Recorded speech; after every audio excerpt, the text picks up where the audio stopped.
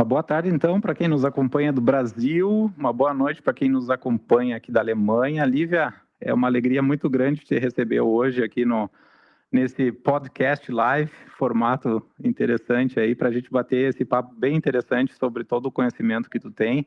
E antes de começar com as perguntas da live, eu gostaria que tu te introduzisse, né, para o pessoal saber mais sobre o teu background, a tua formação e teu conhecimento aí nessa área da pecuária. Muito obrigada, Gabriel. Eu fico muito feliz, honrada aqui de estar, além de estar conversando contigo, conversando com todas as pessoas que também te acompanham. Então, fico muito feliz em, primeiro, te agradecer pelo convite e mais feliz ainda em poder apresentar para quem ainda não viu o lançamento de um livro que é, assim, muito esperado por mim e por várias pessoas que acompanham tanto a área, digamos, low carb ou cetogênica, carnívora, e também o pessoal das pessoas que eu também trabalho aqui no Brasil, que são mais da área da pecuária. Então, a gente vai falar em detalhes, mas para quem não conhece, é o livro Sacred Cow, em inglês, que foi traduzido como A Carne Nossa de Cada Dia. Então, a gente vai conversar um pouquinho sobre ele. E me apresentando, né, eu sou gaúcha, tenho uma formação em administração, em marketing, mais nessa área da comunicação, mas eu acabei, por questões também pessoais, me apaixonando por essa área low carb e fui gostando muito desses temas e acabei fazendo o meu doutorado e investiguei essas questões da percepção dos consumidores em relação à carne durante o meu doutorado na Austrália. Então, foi ali que eu me aprofundei nesses temas e foi quando surgiu esse livro também, em 2020, que foi lançado, que ele desmistifica muitas coisas, que eu acho que é o que a gente vai tratar aqui, basicamente. Sensacional. Obrigado mais uma vez por essa oportunidade, Lívia. Quando eu soube que você participou da revisão técnica da tradução do livro, nossa, eu fiquei super feliz. Eu digo, não podia ter ninguém melhor para fazer uma tradução com o conhecimento que tu tem, porque às vezes muita coisa se perde numa tradução de um livro original em inglês. Eu peguei muitos livros já traduzidos e às vezes a gente perde um pouco do meaning, né, do sentido de certas expressões e certas frases. Então, já comprei meu livro também, depois que tu divulgou lá no teu Instagram. Para quem não conhece o livro ainda, pessoal, eu recomendo todo mundo aí no Instagram da Lívia, lá na biografia dela, tem o link do livro na Amazon. Então, você já pode comprar e ler esse livro aí, fantástico aí. Obrigado, Lívia, de novo, pelo teu trabalho aí, de possibilitar esse conteúdo para tanta gente aí que vai curtir muito ler esse livro bacana aí. Obrigada, Gabriel. Realmente, assim, quando a gente vê, eu coloco dessa forma, às vezes eu enxergo, talvez por ter começado e ter gostado desse tema por uma área da saúde, da nutrição, mas ao mesmo tempo também trabalhar e gostar dessa área da pecuária ou da carne, nesse livro específico a gente fala mais da carne bovina, eu noto muito essa desconexão entre esses grupos, essas tribos. Então, unir isso, fazer essa ponte, é algo assim que é hoje, basicamente, também o meu trabalho no Brasil, é algo muito gratificante, porque a gente vê, às vezes, pessoas que estão muito preocupadas com a saúde, achando que algumas inverdades, alguns mitos sobre a pecuária são verdade, então acabam diminuindo ou resistindo a alguns tipos de produtos de origem animal, não só a carne, como outros, manteiga, ovos, enfim, a gente sabe o quanto isso, né, às vezes é vilanizado.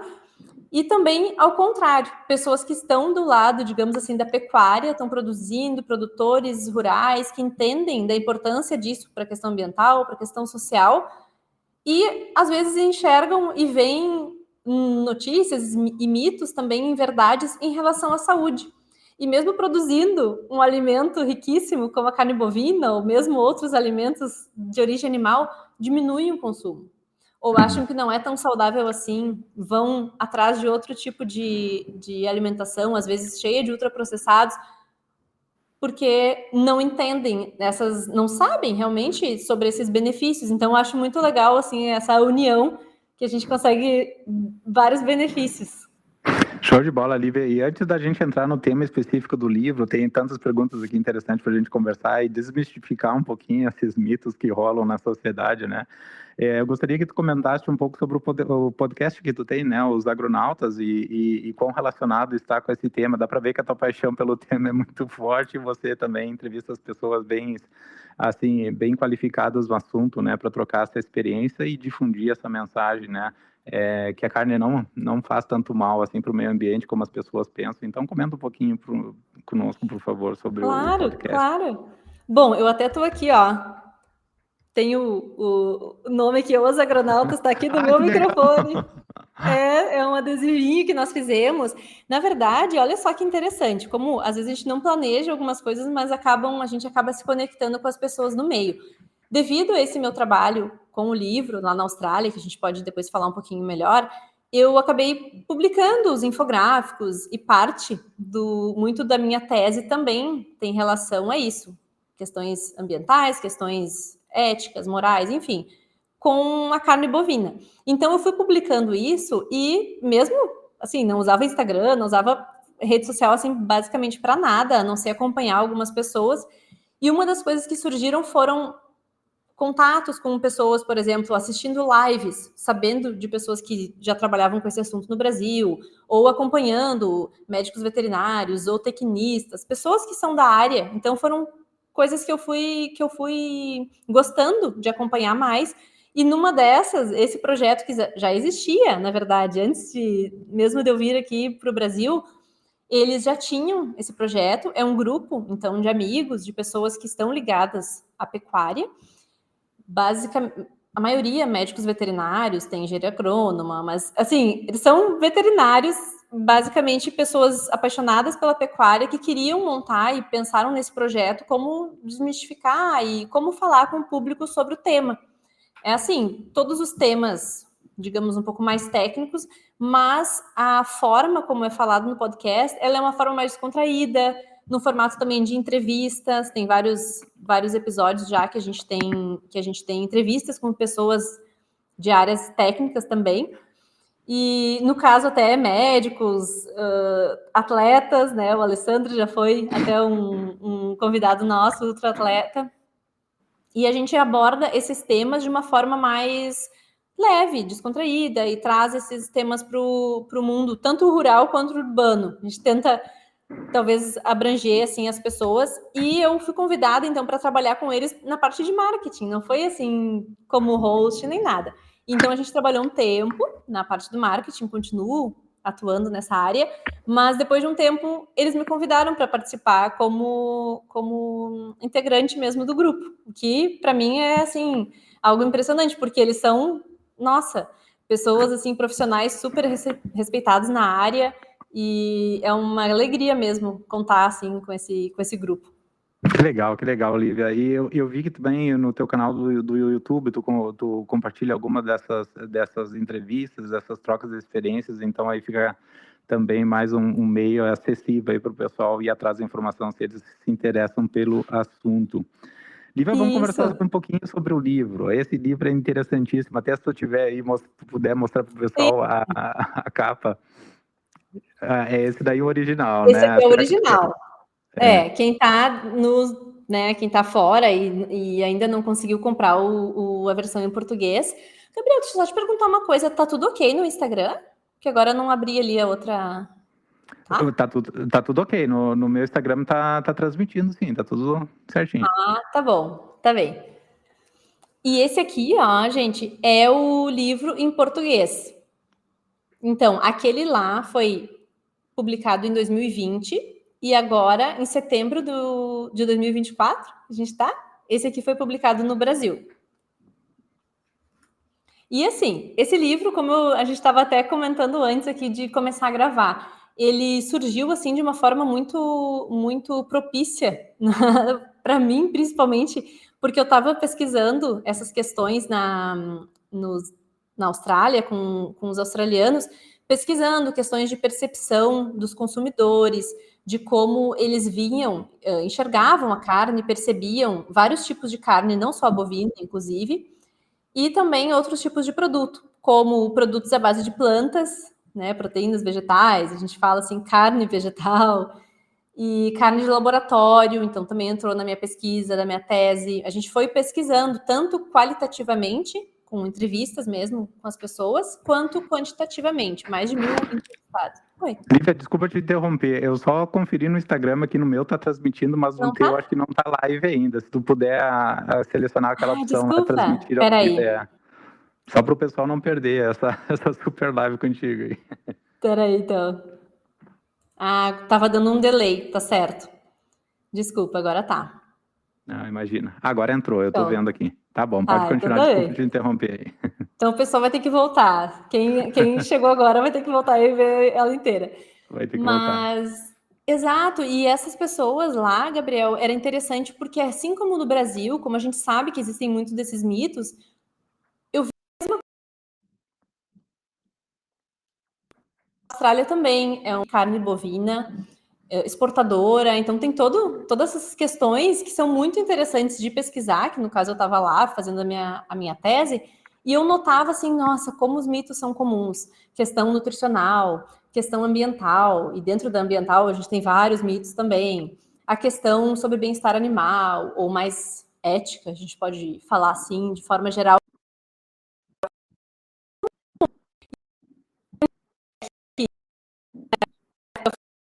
Atores que são a Diana Rogers e o Rob Wolf, eles já estavam publicando e falando sobre eles e publicando infográficos. Então, dentro do livro, a gente tem infográficos que resumem grande parte dos capítulos, dos subcapítulos ali dessas três grandes áreas, que é a área nutricional, a parte ambiental e a questão moral, sobre produção e consumo de carne bovina. Essa seria, digamos assim, um resumo do livro.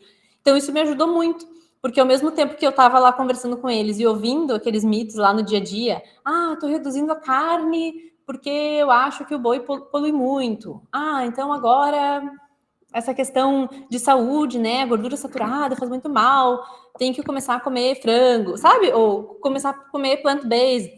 Então, meu Deus, era assim, mitos atrás de mitos, coisas que a gente vai ouvindo, e isso acabou talvez me inquietando, e eu mandei mensagem, conversei com os autores para que eles, perguntando se eu poderia traduzir esses infográficos, porque eles estavam já prontos, né? O livro ia ser lançado em inglês, mas a gente sabe como demora, esse processo editorial às vezes demora bastante, até alguém, né, alguma editora comprar os direitos, acaba demorando. Tanto que a gente tem aqui 4 anos desde que foi. Então, essa informação estava, digamos assim, estava ali, né, já pronta, mas a gente ia demorar ainda 4 anos para ter ela. Então, pelo menos os infográficos a gente já teve em português antes. Então, eles me autorizaram, eu fui traduzindo todos os infográficos e publicando. Show de bola, Lívia. E agora está disponível para todo mundo, então eu recomendo de novo aí, pessoal, ir atrás do livro. Lívia, vamos começar então com os mitos, né? Eu fiz uma coleção de mitos aqui, muitos mitos do que a gente ouve falar, assim, ou questões que a gente recebe quando a gente comenta com o pessoal que a gente está numa dieta low carb, numa dieta carnívora. A primeira coisa que o pessoal comenta é: nossa, você não se preocupa com o meio ambiente? Eu digo: não, me preocupo justamente por isso que eu estou na carnívora. Então, eu gostaria que você comentasse um pouquinho mais sobre os mitos. Vamos começar pelo primeiro, né? Tem um mito aqui que diz que a pecuária é responsável por cerca de 14,5% das emissões globais de gases de efeito estufa. Você poderia, então, Lívia, nos explicar, com base nos dados científicos que tu domina e tu estudou também, como que esses sistemas, né, de manejo de pastagens regenerativas podem, então, reduzir essas emissões, né? E quais os benefícios de ter pecuária no solo, às vezes, né? Tanto pelo ponto de sequestrar esse carbono do solo, né? Enfim, trazer um efeito positivo, né? Para o meio ambiente, em vez do efeito negativo que as pessoas muito imaginam que exista, né? Claro, claro. Não, é sem dúvida, assim, uma das coisas principais, então, se a gente fosse só dar um passinho para trás e pensar em todos os mitos que já foram falados ao redor da questão ambiental, esse talvez seja o que está mais recorrente, que o pessoal está mais falando, questões das emissões ligam ao efeito estufa, falam então do aquecimento global, colocam o gado como vilão, os ruminantes como vilões. E essa comparação com o transporte, que tu até comentou, esse 14,5 é bem emblemática. Porque que acontece? Quando a gente tem uma comparação, só para o pessoal entender, um infográfico ele mostra isso muito bem, que é legal, a gente pode depois compartilhar. A gente tem uma comparação, imaginem as emissões de um produto. Eu estou fazendo essa análise da carne bovina. Se eu faço uma análise que se chama análise do ciclo de vida, eu vou mais ou menos voltando assim do produto até a origem dele. Então eu vou lá do frigorífico, daí eu volto, toda a parte do animal, o crescimento dele, aqueles 2 anos que ele levou para se desenvolver, a ração que ele comeu, o maquinário, tudo aquilo, tudo que está envolvido, eu tenho que contabilizar nessas emissões, pego esse valor grande, digamos, e divido pelo valor lá do quilo da carne.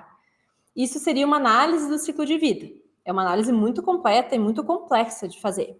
Isso existe para a carne, por exemplo. Então, se faz essa análise para o setor da pecuária e a gente tem um valor global que é 14,5. Esse valor está estabelecido, a gente tem até no livro aqui todos os dados.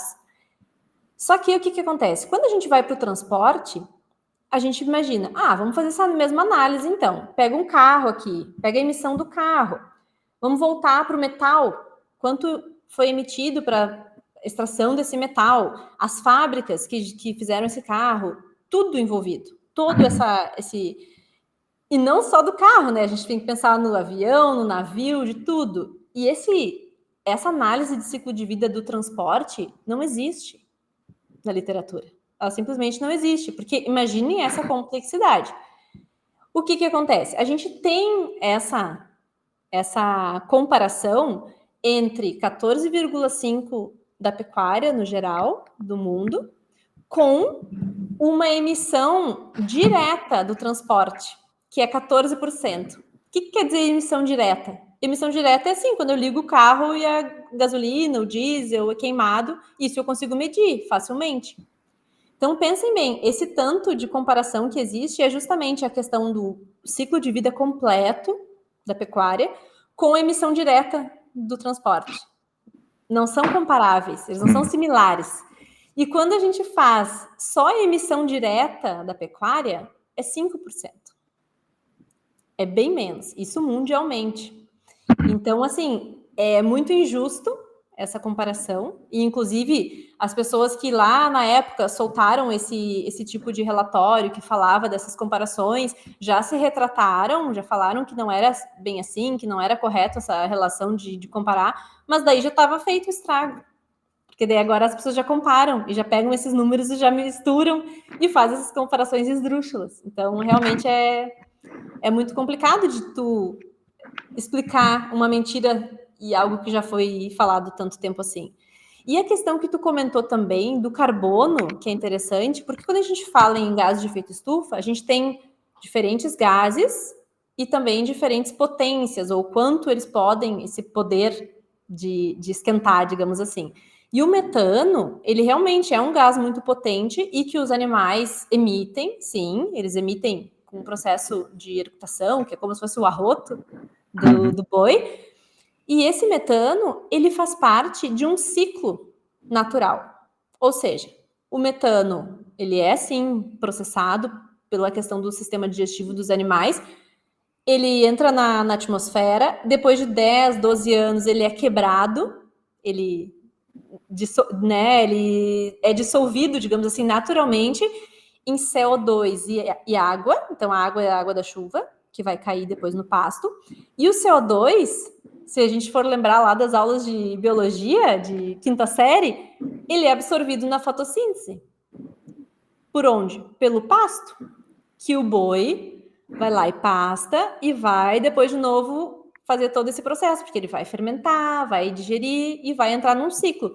E o mais legal, que é o que tu comentou do carbono no solo, é que é o seguinte, quando esse carbono ele está sendo absorvido pelas pastagens, pelo pasto, ele também vai para baixo do solo.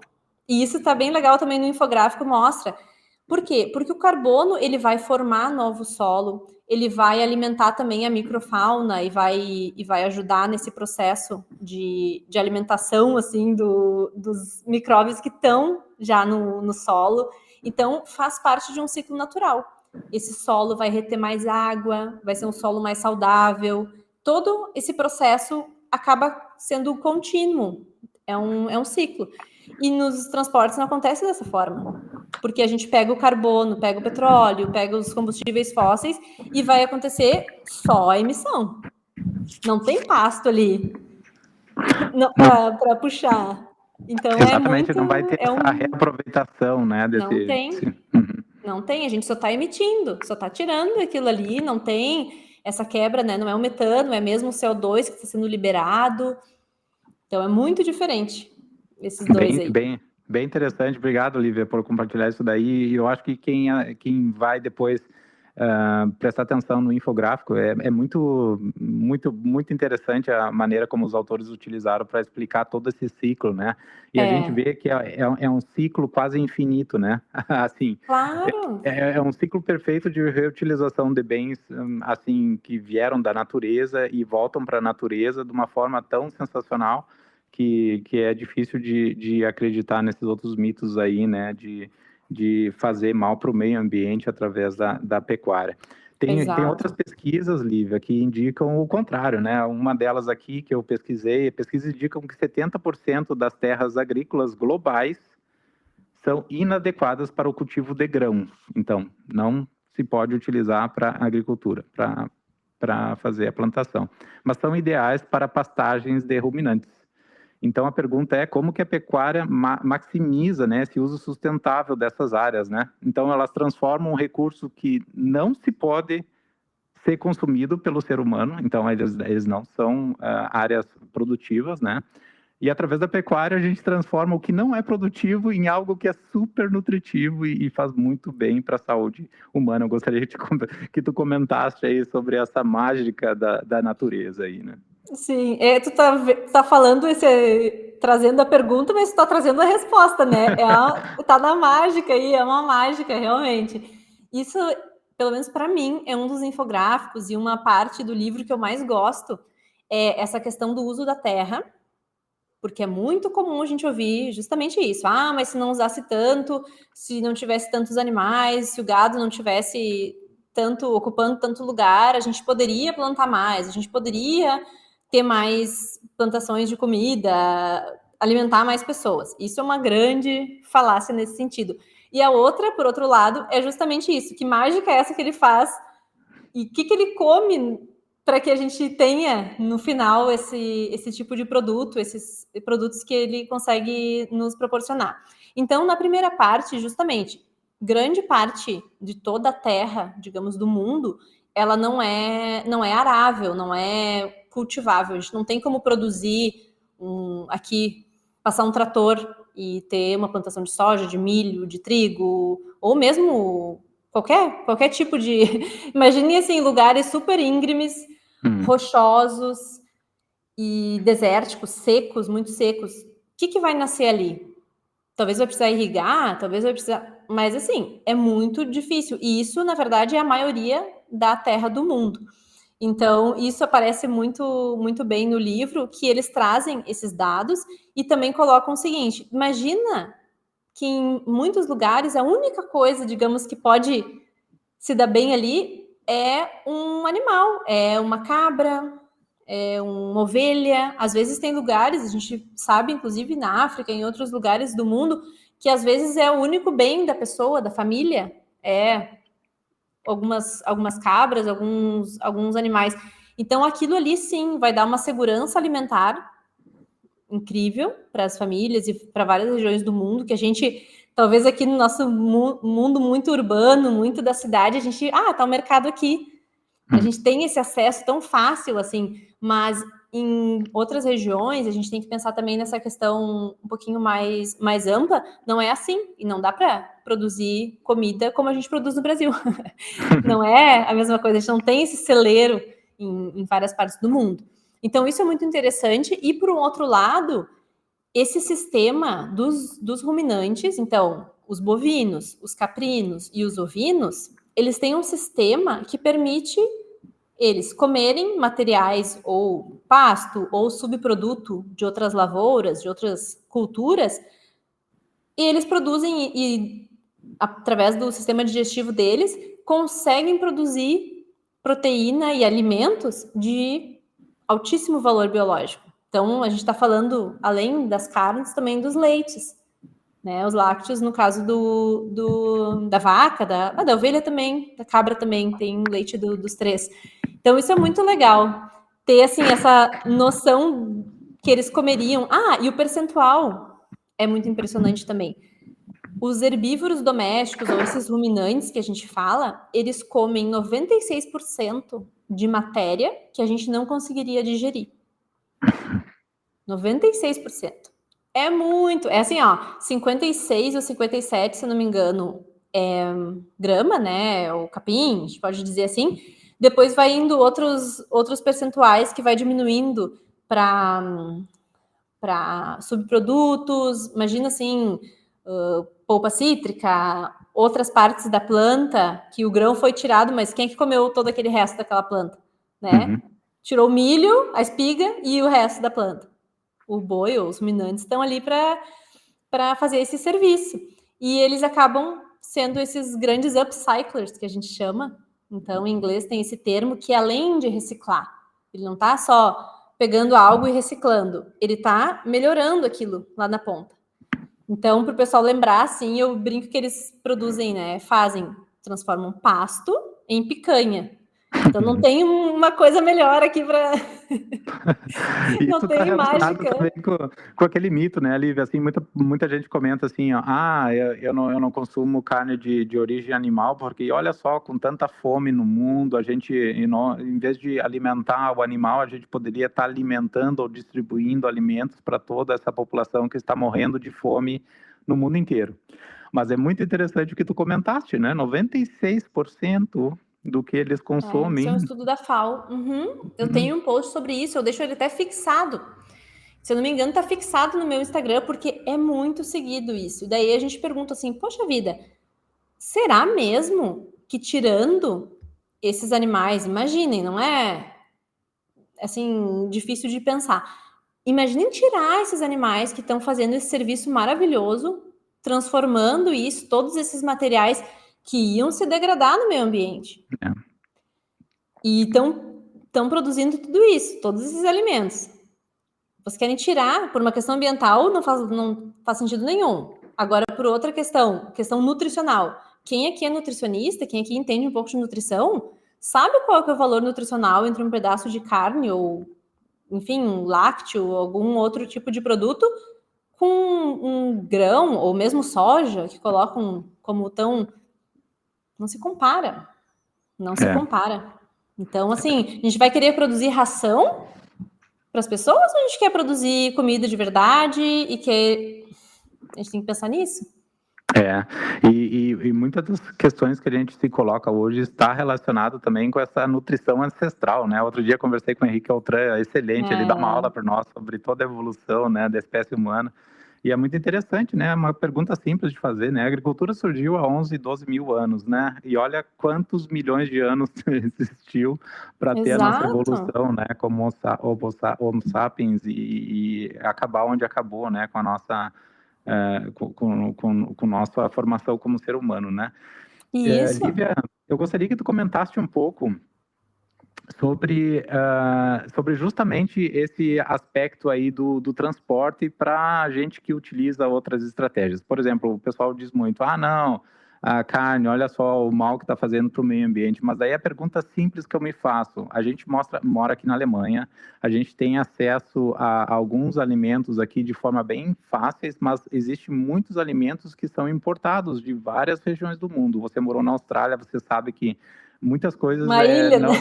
não existe, né? Não existe. Um exemplo simples, né? Uma fruta tropical, vai pegar, sei lá, uma goiaba, não vai ter aqui. Então, as que chegam aqui são importadas.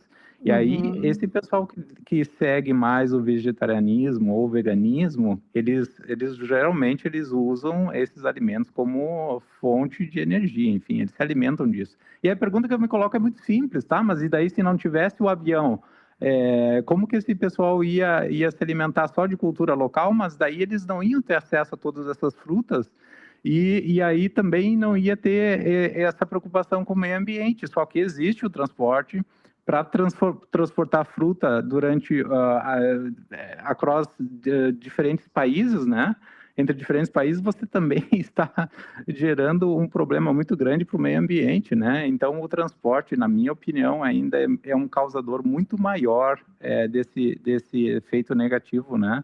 Na emissão de gases do que comparado com a pecuária, né? A pecuária, como você falou lá, os animaizinhos estão fazendo um trabalho excelente de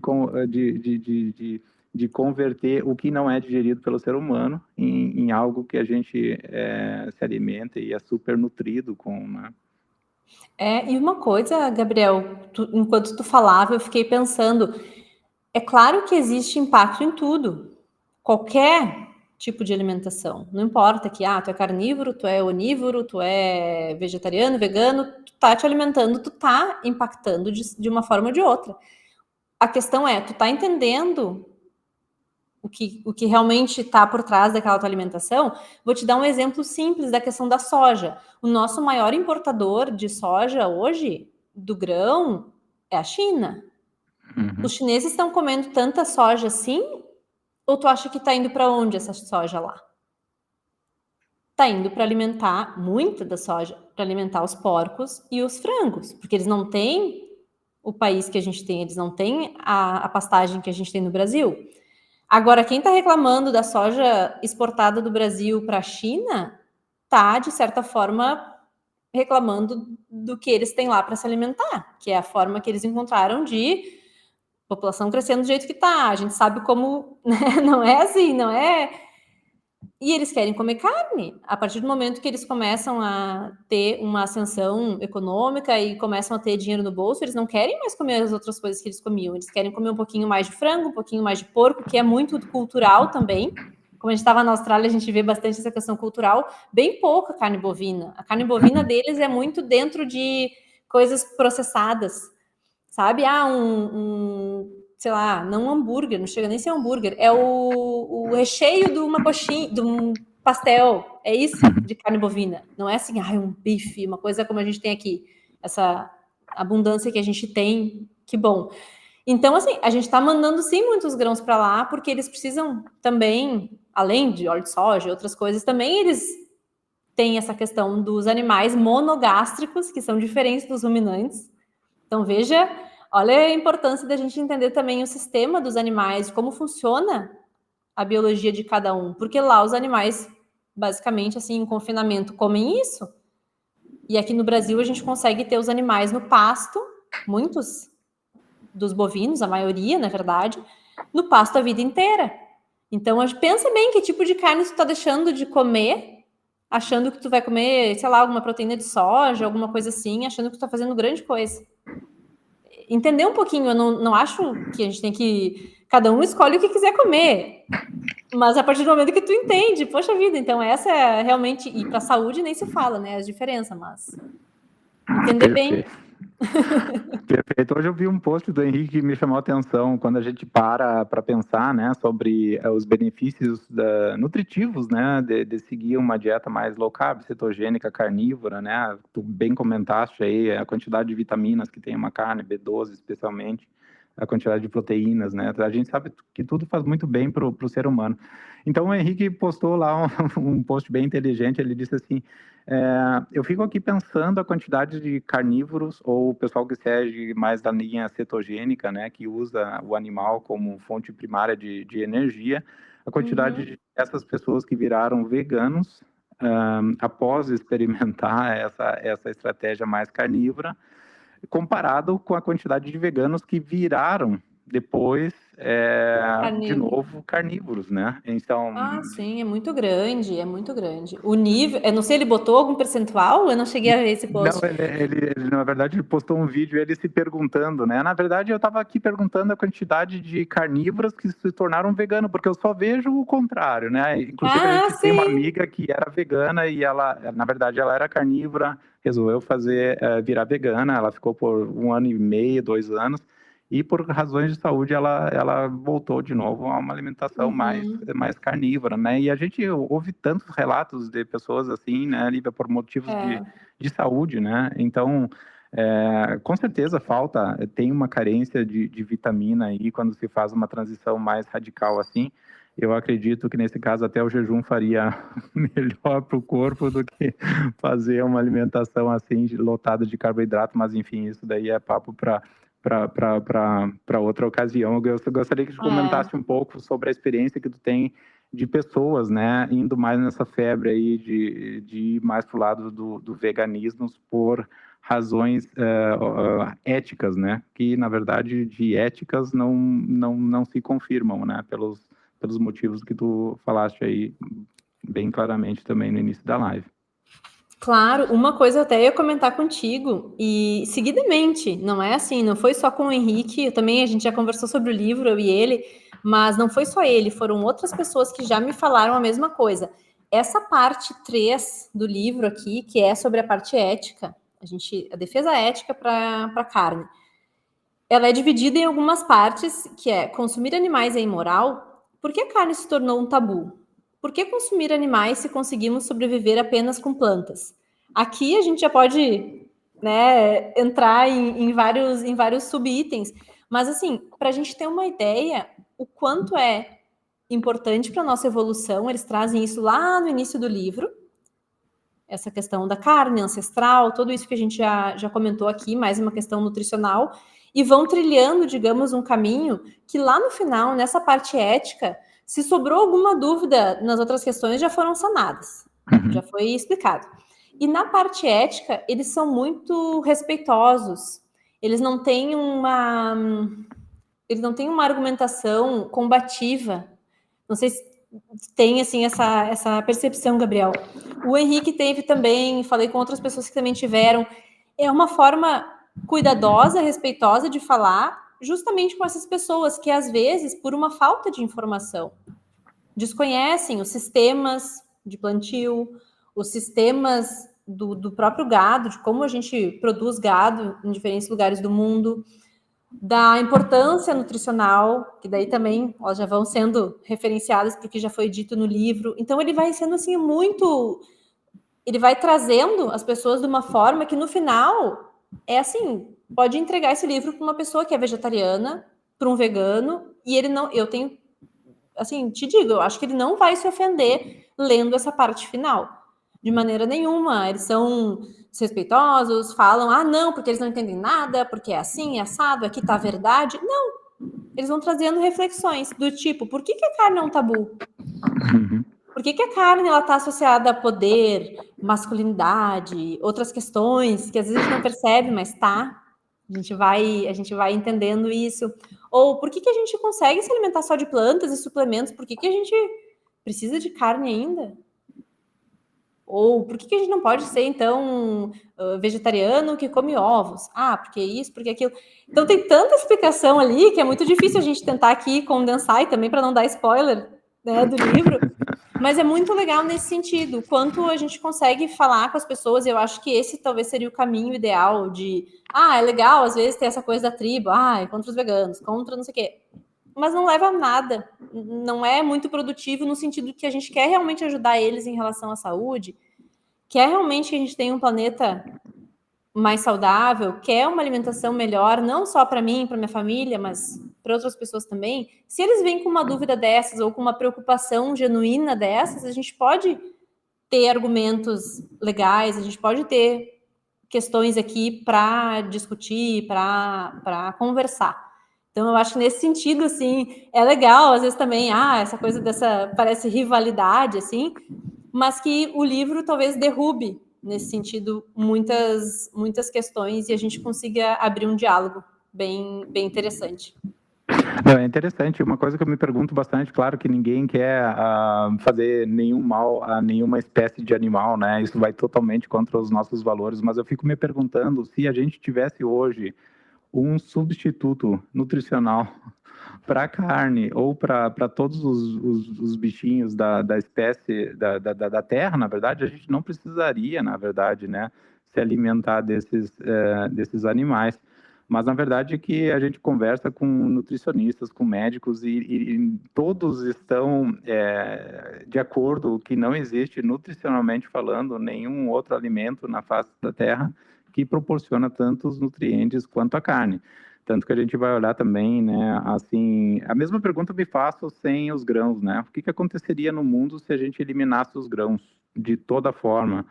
Os problemas de saúde iriam aumentar, iriam diminuir, porque em certas regiões, dependendo do DNA de certas etnias.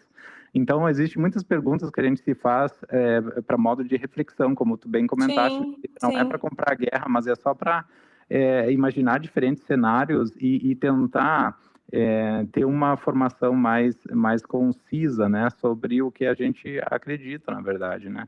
Então, Claro. é um assunto bem polêmico. O que eu ouço falar de muitas pessoas é principalmente no aspecto de saúde. Muitas pessoas se sentem bem melhor se alimentando de fonte animal. Mas, enfim, a gente respeita também das outras pessoas que têm uma outra estratégia e também estão bem de saúde. E, na verdade, a gente é responsável por todas as decisões que a gente toma. E a gente É, tem que... autorresponsabilidade, É, exato. E uma coisa, Gabriel, enquanto tu falava, é justamente essa questão ancestral. Até vou pegar aqui, ó, para mostrar, para caso alguém queira ler. Ainda não, né? Infelizmente, desde 2010, quando foi publicado esse livro, ele não foi traduzido, né? Eu não entendo.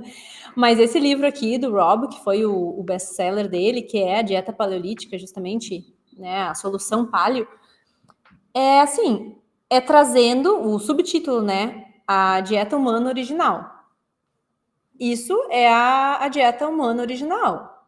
A gente não foi programado para comer grãos, óleo vegetal, óleo de grãos ou sementes, que é uma coisa industrial que fazem décadas que a gente tem disponível, e açúcar, e o que mais que compõe a maioria hoje da dieta ocidental, a gente pode dizer assim, ultraprocessados. O que compõe os ultraprocessados? A gente foi programado, o nosso DNA, a gente evoluiu porque a gente começou a comer carne, principalmente carne cozida, e daí aqui no livro ele traz todo esse embasamento dessa questão evolutiva.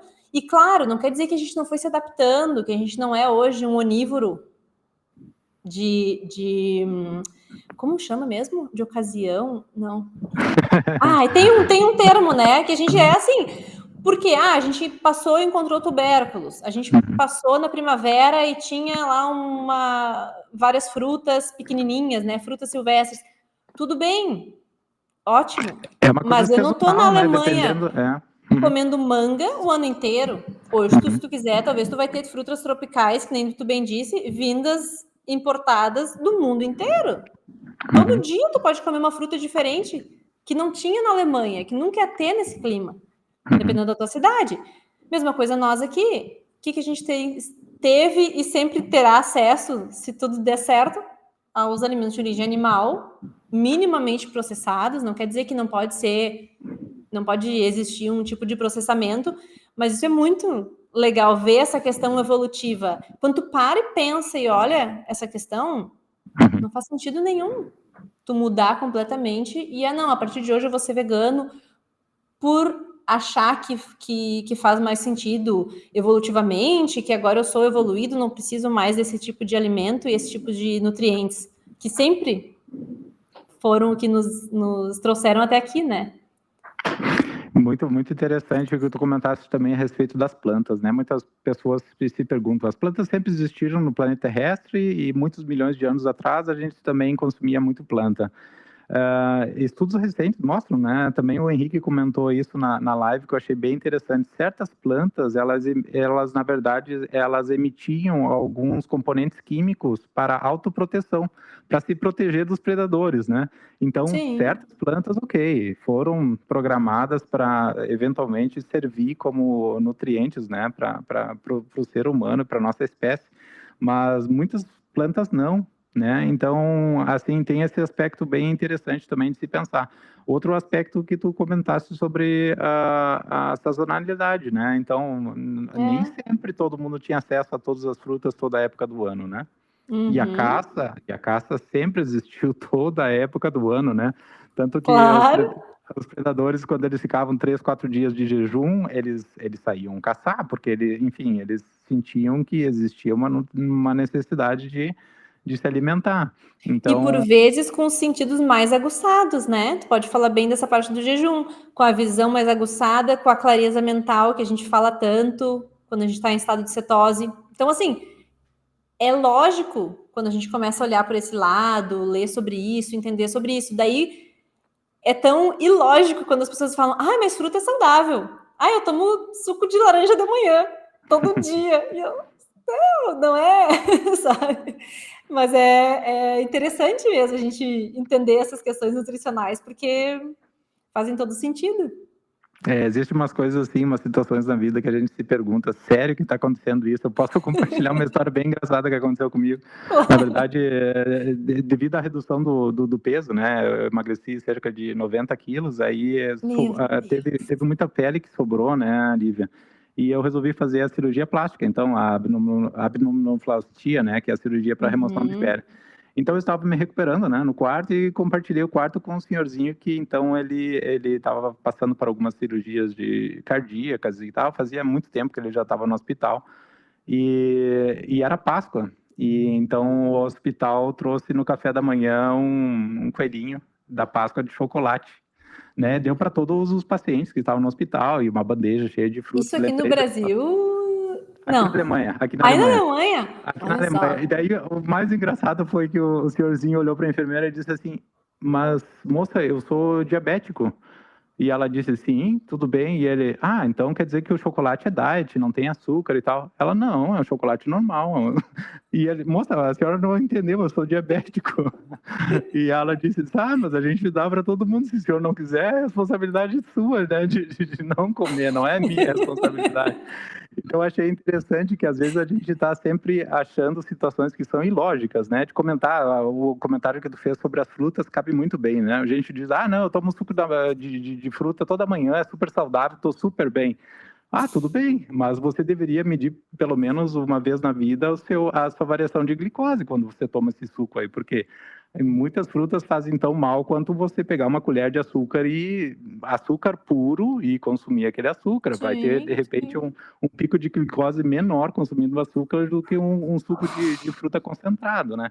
Então, são essas informações assim que a gente tem acesso, graças a Deus, hoje em dia. A gente faz experimentos, a gente mede, a gente tem acesso a dispositivos, a gente tem acesso a livros e tal.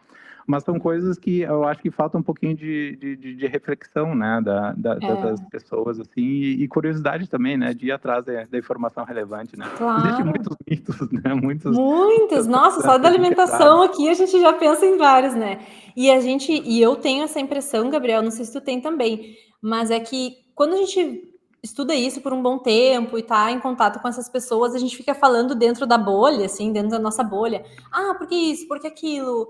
E uma das analogias que eu gosto muito do livro do Souto é aquela do colar de pérolas. Quando ele fala, o que é glicose? Ele fala do amido, que o amido, imagina assim, um colar de pérolas, né? Cada pérolazinha seria uma molécula de glicose. Ele não precisa ser doce para que o teu corpo entenda como um carboidrato, como algo problemático, digamos, nesse sentido. Então, quando tu fala assim, faz uma analogia, ou usa outros termos, ou, sei lá, mesmo não usando dieta, usando alimentação como um termo, a pessoa já...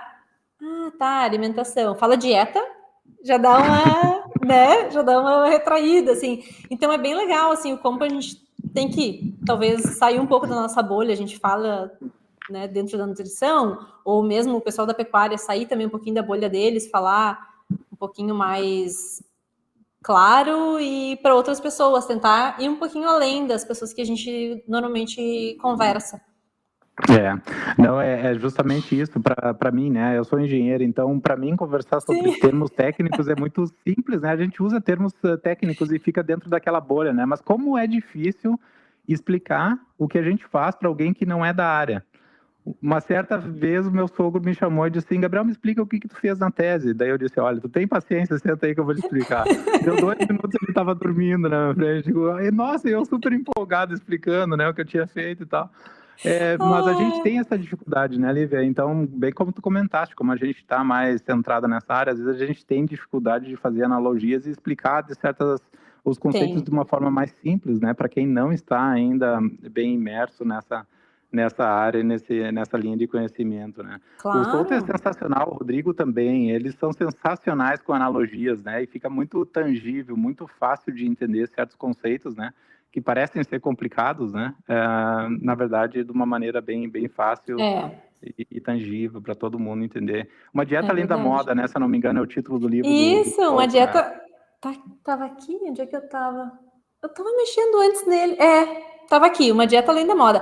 Tá também, eu coloquei ele no link, no mesmo link que tá o meu livro, que tá o livro, esse aqui, que eu revisei. Também tá o do Souto, porque às vezes a pessoa não é muito da área, mas chega ali e fica curiosa, uma dieta além da moda, ela pode clicar, ler, né, e talvez já adquirir e já sair com esse baita conhecimento.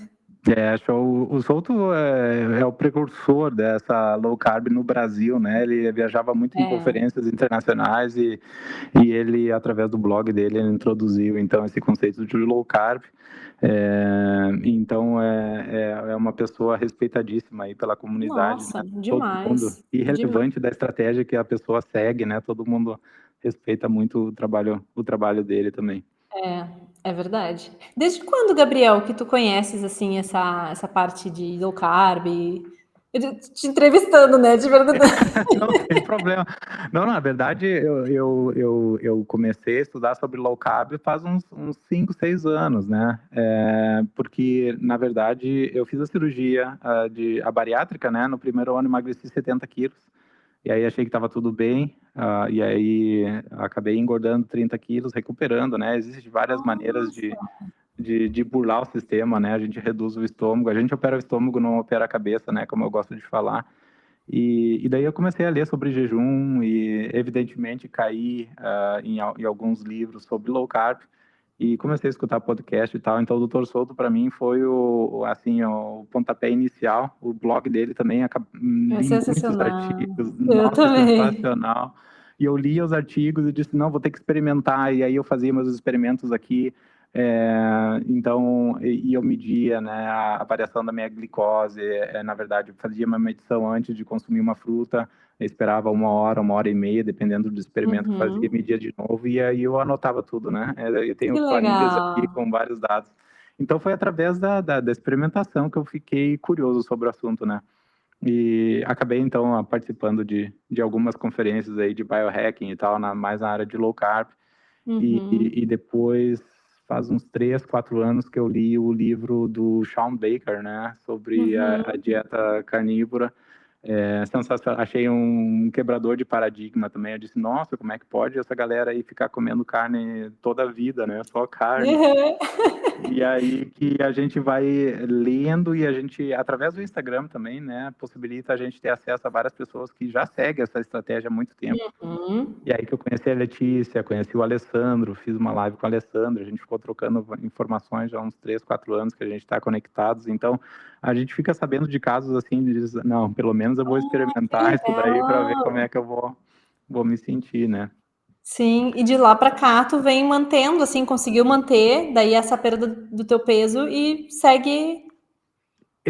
Na verdade eu estou fazendo uma transformação no meu peso, né? Como eu tinha muita gordura, né, Lívia? Então, através dos jejuns, o jejum é a ferramenta que eu utilizo mais frequente hoje. Então, eu faço bem seguido um jejum de 3 dias, faço uma vez por mês, ele mais ou menos. E a cada 3 meses eu faço um jejum mais prolongado, de 7 dias, 10 dias. E no meu dia a dia, então, é carnívoro, né? Então, Carnívoro. muita Uhum. carne, mas eu não sou carnívoro radical. Estrito. Eu permito um cafezinho, então eu permito um cafezinho, eu permito Sim. um brócolis de vez em quando.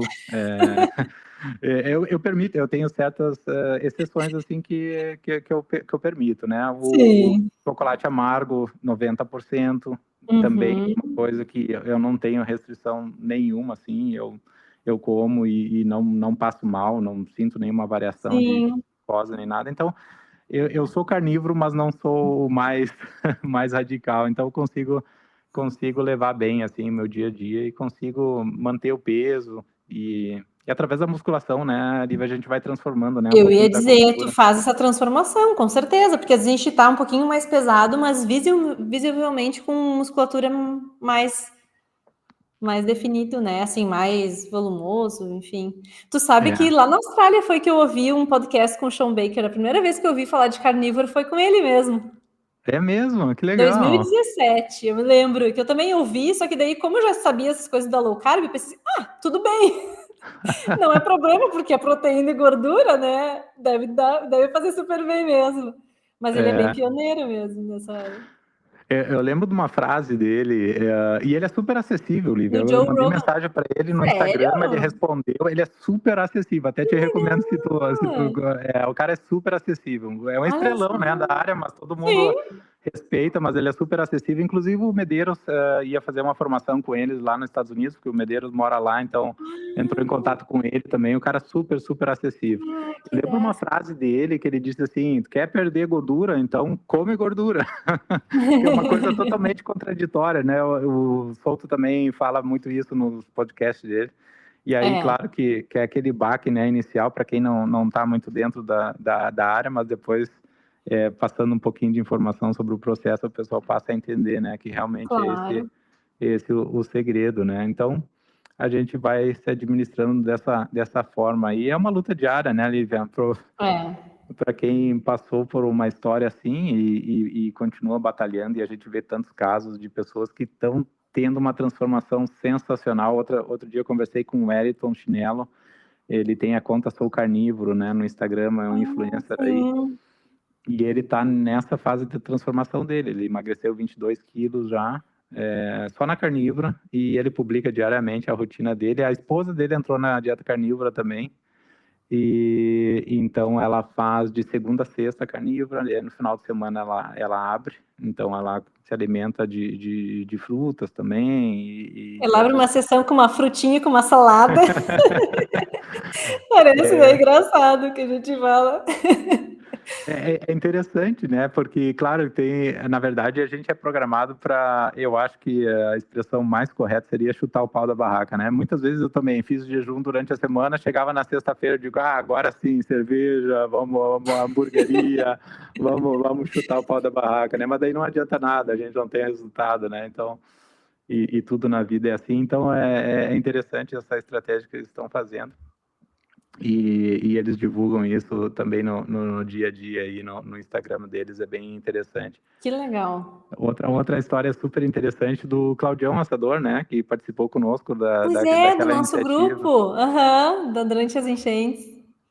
Com o Claudião conversei também outro dia, faz uns 2, 3 dias, a gente fez uma live também, ele está no processo, ele diz, Gabriel, eu não saio mais da carnívora, porque para mim a carnívora, ela me dá tudo o que eu preciso para controlar a minha ansiedade, para controlar esse apetite, né, que eu tenho de forma bem intensa, e eu disse, é isso aí, cara, continua aí, firme e forte, enquanto está funcionando para ti, a gente não, o time que está ganhando não se mexe, né? Não que seja a melhor Claro. estratégia, mas a pessoa tem que experimentar e se observar, né? Então, para tudo na vida é isso, seja qualquer estratégia que a gente utiliza, a gente tem que experimentar, se observar, porque o que é bom para uma pessoa não é, às vezes, bom para outra, né, Lívia? Então, a gente Sim. tem que ser um pouco cuidadoso, né, no que a gente recomenda para as pessoas, porque, na verdade, as pessoas sabem muito bem o que funciona e o que não. Então, tem E que, uma tem que coisa ser isso aí. agora eu lembrei de um livro que talvez ele seja interessante para sugerir para ele, que é o Energia Cerebral. Não sei se tu já leu, do Chris Palmer. Não li, mas já ouvi É falar. E tá na minha muito lista to bom. read.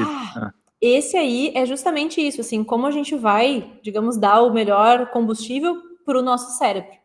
Daí, assim, se tinha alguma dúvida sobre cetogênica ou tá em estado de cetose, fazer esse tipo de terapia até, assim, não tem mais, porque o livro é sensacional nesse sentido. A gente entende bem o porquê e até essas questões também comportamentais, como é importante a gente ter uma alimentação bem alinhada para ter benefícios. Bem legal. Acho que vale a pena sugerir para ele. Show de bola, fica a dica aí, depois compartilha conosco o link. Compartilhe. Vamos deixar nos comentários. Hoje, na verdade, eu tô no grupo do Rebelião Saudável, né? E o pessoal é super nerd lá, né? O pessoal fica compartilhando todos os livros que leram e acharam bons e tal. Eu fico anotando, né? E hoje eu fiz até uma publicação no meu Stories ali com a lista de livros, né? Que eu achei interessante. Então, é bem interessante passar essa mensagem adiante. E claro que a gente não tem tempo infinito para ler todos esses livros ali, mas um e outro a gente consegue ler e consegue se interessar. E também uma coisa legal, eu não sei se tu faz, Gabriel, mas é legal assim, ó, ouve um podcast com aquele autor. No caso do Chris Palmer, que é esse psiquiatra, ouve um podcast. Se tu gostar do estilo dele, das coisas que ele tá falando ali, mais ou menos resumindo o livro, compra o livro, né? Mas não precisa, talvez, comprar um monte de livros se tu não teve nenhum contato. Ou que nem o Sean Baker, né? Ouve o podcast que ele fez, vê algumas coisas primeiro para depois ir atrás. Mas esse é um livraço. Não, é bem interessantíssimo. E quem não tem também esse tempo disponível aí, tem muito conteúdo bom na internet, assim, de blogs e tal, que o pessoal lê e faz um resumão, né? Então é interessante pegar a mensagem. Tem audiobooks também, né? Que eu, na verdade, consumi bastante quando tinha que fazer os passeios com o cachorro matinal, né? Um passeio de 1 hora vai fazer o quê durante a caminhada? Fica escutando os audiobooks, né? Ótimo, imagina. Coisa que adiciona bastante, né? Show de bola. Lívia, muito obrigado de novo pelo teu tempo, muito, muito legal o papo contigo aí, obrigado por esclarecer essas dúvidas aí, e compartilha conosco esses infográficos aí. Na verdade, tu já compartilhaste algumas apresentações que tu fizeste, né, em algumas conferências e tal, tem informação muito relevante, muito interessante, e seria legal se a gente disponibilizasse aí através dos nossos canais aí para o pessoal que gosta, que é curioso e gosta de ver esses dados reais aí que tu comentaste. Ótimo, eu vou fazer assim, Gabriel, eu vou pegar, depois assistindo a nossa live, eu vou colocando mais ou menos os itens ali que a gente foi falando, questão do inicial, do metano, colocar os infográficos, colocar algumas referências ali, e também questão aqui do Rio Grande do Sul, quanto do gado é no pasto, para o pessoal também ficar mais tranquilo, algumas questões da pecuária também, além da questão da nutrição que a gente foi falando. Organizo isso e te envio, e a gente pode, assim, depois compartilhar no Drive. Acho que o pessoal pode baixar um PDF, daí fica tranquilo, assim, para alguns posts meus que eu já fiz, né? Esse se o gado está comendo a comida do seu prato, é um post, então eu posso botar ali para facilitar a vida. Coloca o link do post, porque geralmente no post tu coloca todas as referências já e tal. Fica à vontade de compartilhar o que tu tiver mais fácil em mãos aí. Tá bom, pode deixar, eu vou organizar assim. Show de bola, então. Muito obrigado de novo. Eu tô vendo os comentários, tem alguns comentários aqui no Instagram, no YouTube, top demais, sucesso.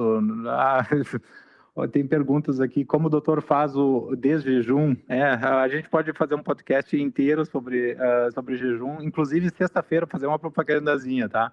Sexta-feira agora a gente vai fazer um podcast, eu vou fazer um podcast com a Juliana Luciano, que é uma nutricionista. A Luciana ficou 41 dias em jejum, 41 dias só na água e no café, sem açúcar, óbvio, e muita musculação. E recentemente a gente fez um jejum de 1 semana juntos. Então, sexta-feira agora a gente vai falar sobre essa experiência de jejum de 1 semana. A gente vai explicar todo o processo de preparação, inclusive a quebra do jejum, que eu acho que foi relacionada com a pergunta do jejum. E o legal desse jejum foi que a gente monitorou os corpos cetônicos, né, durante todo esse tempo aí. E a gente utilizou um monitor contínuo. Então, a gente tinha uma leitura a cada 5 minutos. E a gente vai mostrar todos esses valores para vocês aí também. Vai ser um papo bem legal. Ela é nutricionista, a Juliana conhece muito de jejum e nutrição, então vai ser um papo bem legal sexta-feira aí. Eu não recordo direito o horário, eu acredito que é 5 horas da tarde no Brasil, 10 horas da noite aqui na Alemanha, mas vou publicar nos meus stories aí para quem tiver interesse de entrar muito bem-vindo aí para nós Ah, trocar que essa legal, experiência aí. ótimo. Eu tenho curiosidade se toma, às vezes, caldo de ossos também, ou vocês não tomaram? Toma às vezes? Não, dessa vez eu fiz sem caldo de ossos. Na verdade, aqui eu não introduzi o caldo de ossos, mas muito seguido nos meus jejuns eu tenho É, caldo de né? ossos, porque é uma reposição de eletrólitos fantásticas, né? E, na verdade, É, tu não precisa tomar eletrólitos de suplemento, só o caldo de osso, ele já tem ali tudo que tu precisa para evitar aquela gripe cetogênica, né? Ou aquela potássio.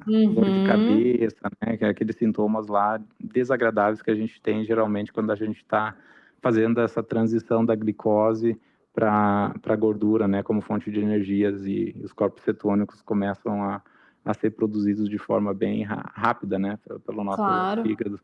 Então, sim. existem algumas dicas interessantes. O caldo de osso é uma delas aí, bem interessante para Ah, que legal. Ah, utilizar. eu vou assistir. É sexta, né? Sexta eu Sexta-feira consigo. agora.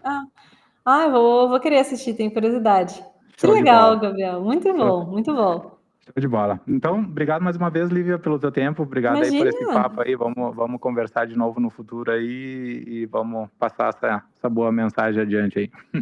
Com certeza. Muito obrigada pelo espaço, te agradeço novamente. E se o pessoal tiver alguma dúvida, assim, mesmo quem te acompanha, que esteja na Europa, eu já sei que o livro é vendido também em Portugal, tem uma livraria que está conseguindo lá em Lisboa.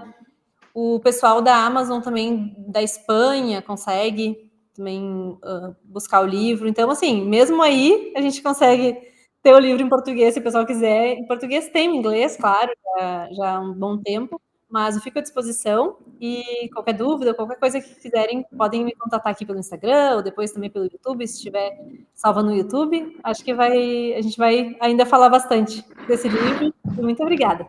E eu deveria ter conversado contigo antes, porque, na verdade, eu estava no Brasil algumas semanas atrás e fiz a pré-compra, né? Que estava em pré-compra do livro, Aham, só que quando eu voei para a Alemanha, daí o livro não tinha sido entregue ainda. Eu não sabia não que já tinha. estava sendo vendido em português aqui na Europa. Eu gosto de ter, às vezes, as duas versões, a original e a tradução. A tradução é muito mais fácil de ler, claro, né? É. Mas, assim, já estou curioso. Na próxima atravessada do Sangão, que eu gosto de falar, só atravessar o Sangão, chegar no Brasil, eu trago o livro da versão em português aí. Sim. Ai, que legal. Show de Não, bola. muito bom, muito bom. Obrigada, Gabriel. Obrigada, pessoal. Imagina, Lívia. Então, boa noite para vocês, bom final de dia aí, a gente volta a se falar. Obrigado para todo mundo que se conectou Obrigada. aí e fez os comentários também na live. Fiquem com Deus. Tchau, também. Tchau, tchau.